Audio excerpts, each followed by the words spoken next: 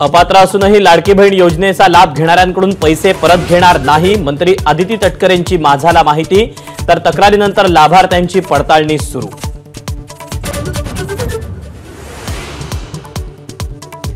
सरपंच संतोष देशमुख हत्येप्रकरणी विरोधकांकडून धनंजय मुंडेंच्या राजीनाम्याची मागणी, तर एसआयटी अहवालानंतरच राजीनाम्याचा निर्णय, मंत्री राधाकृष्ण विखे पाटलांकडून स्पष्ट।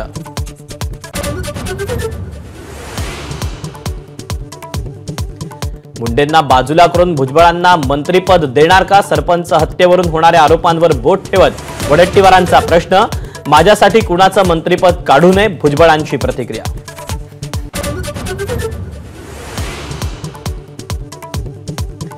सीआयडी ऑफिस गाठण्यासाठी वाल्मिक कराडनं वापरलेली स्कॉर्पिओ अजित पवारांच्या ताफ्यातली, आमदार धस आणि खासदार सोनावणेंचा उपमुख्यमंत्र्यांवर निशाणा। संतोष देशमुख हत्या प्रकरणाचा खटला चालवण्यासाठी उज्ज्वल निकमांना विनंती करणार, सुरेश धस यांच्या विनंतीचा मुख्यमंत्र्यांकडून सकारात्मक विचार। शासकीय वेतन आणि महामंडळाच्या अतिरिक्त निधीसाठी मुंबई बँकेची निवड, मंत्रीपद न मिळालेले भाजपा आमदार प्रवीण दरेकरांना सरकारनं गिफ्ट दिल्याची चर्चा।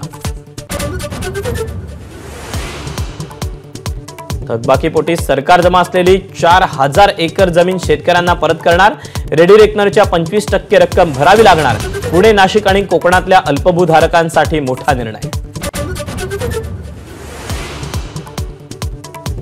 पिंपरी चिंचवड महापालिका निवडणुकीत महायुती तुटण्याची शक्यता, पिंपरी चिंचवड पालिकेसाठी भाजप आणि राष्ट्रवादीचा स्वबळाचा नारा।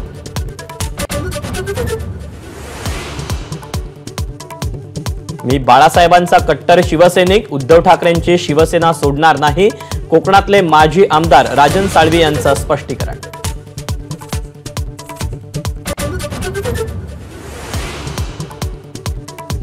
कोल्हापूरच्या कसबा बावड्यात डॉक्टरांनी मृत घोषित केलेली व्यक्ती झाली जिवंत, अँब्युलन्स खड्ड्यात आदळल्यानंतर वृद्धाकडून हालचाली, कुटुंबाला आनंद अनावर।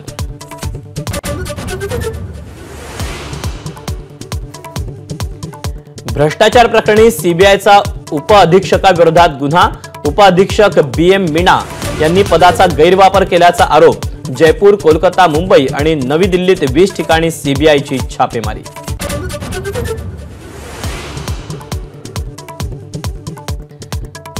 नव्या वर्षात 48 तासांमध्ये हत्येच्या 12 घटनांनी हादरला महाराष्ट्र, नागपूरमध्ये गोळीबारानंतर पुणे, नाशिक, संभाजीनगरमध्येही हत्येच्या घटना।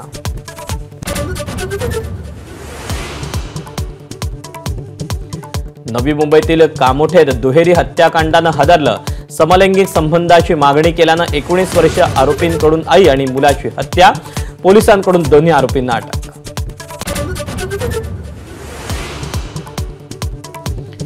रोहित शर्माच्या सिडनी कसोटीतील सहभागाबद्दल सस्पेन्स, बुमराह संघाचं नेतृत्व करण्याची शक्यता, तर आकाशदीप दुखापतीमुळे उद्याच्या सामन्यातून आऊट।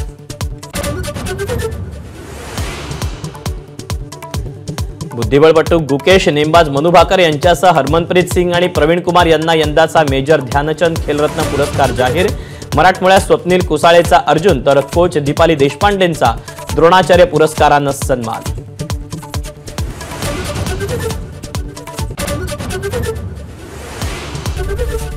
एबीपी माझा, उघडा डोळे बघा नीट।